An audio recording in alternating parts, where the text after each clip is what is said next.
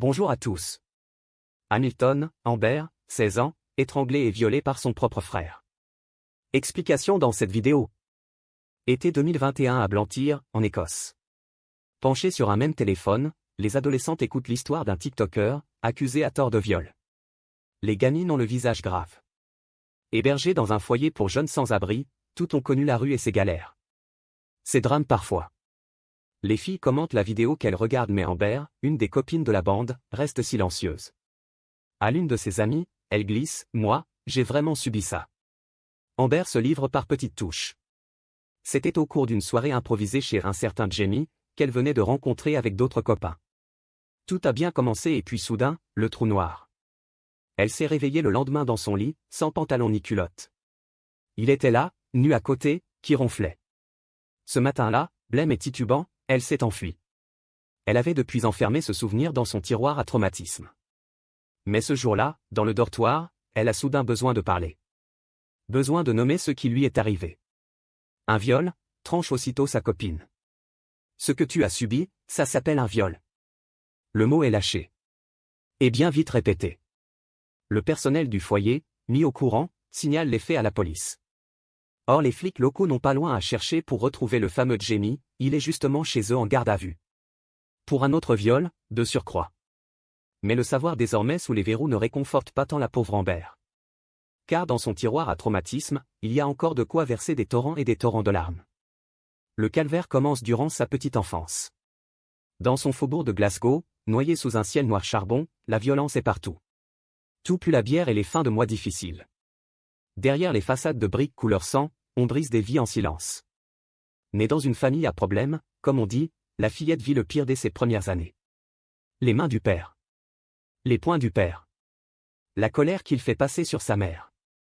Il faudra le passage des services de l'enfance pour l'arracher à cet enfer.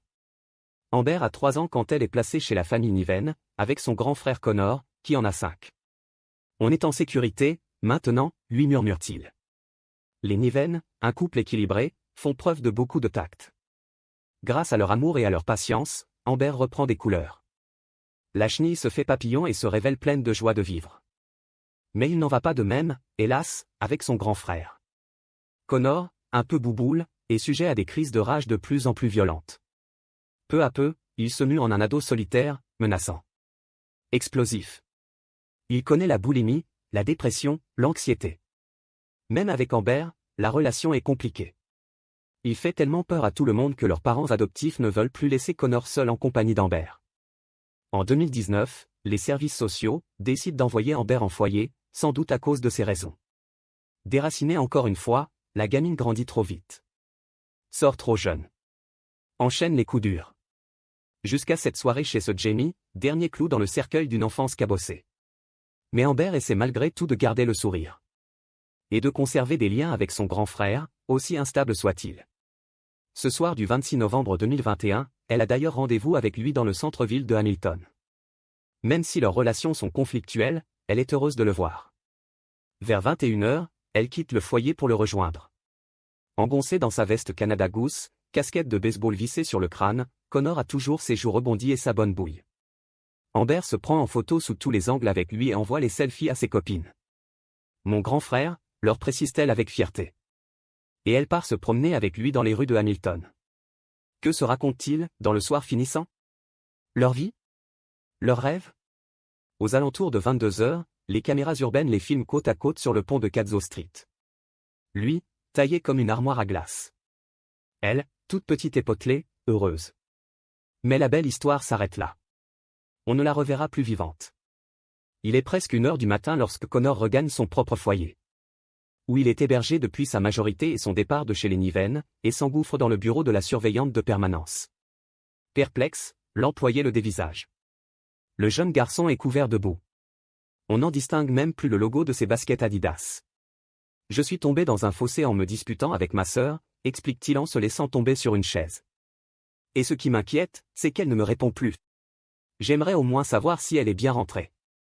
L'histoire n'est pas claire. Connor appelle ensuite le foyer d'Amber, où on lui confirme que la jeune fille n'est pas là. Le commissariat est alerté. Le mystère, hélas, ne va pas durer.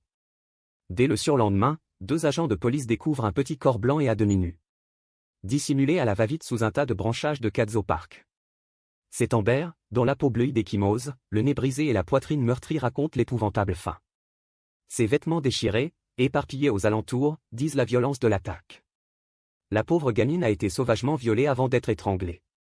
Informé de la macabre découverte, Connor s'effondre. Amber, écrit-il sur les réseaux sociaux, tu t'es envolé pour toujours.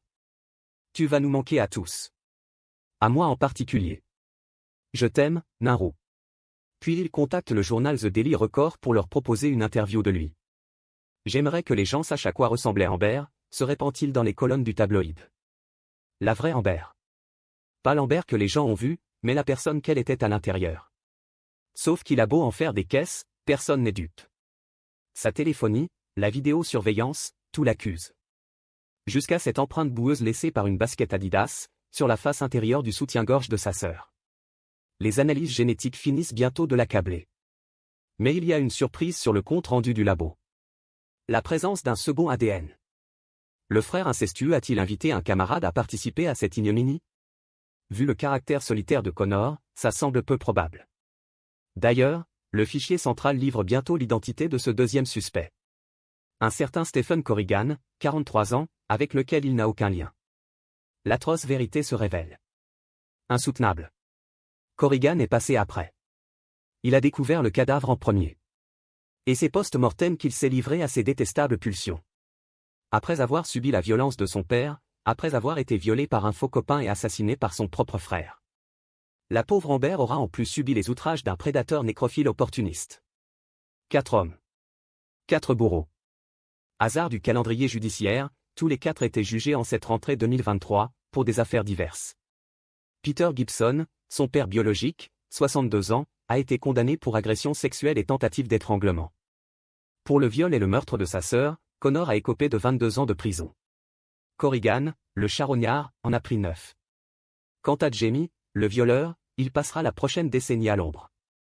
Triste tir groupé en guise de discours d'enterrement, pour une gamine qui n'aura connu que le pire des hommes. À croire que certains tiroirs à traumatisme, quand ils craquent à en déborder, ne peuvent se refermer qu'au cimetière. Merci d'avoir regardé, n'hésitez pas à partager la vidéo avec vos amis et à vous abonner à notre chaîne pour ne manquer aucune de nos futures vidéos.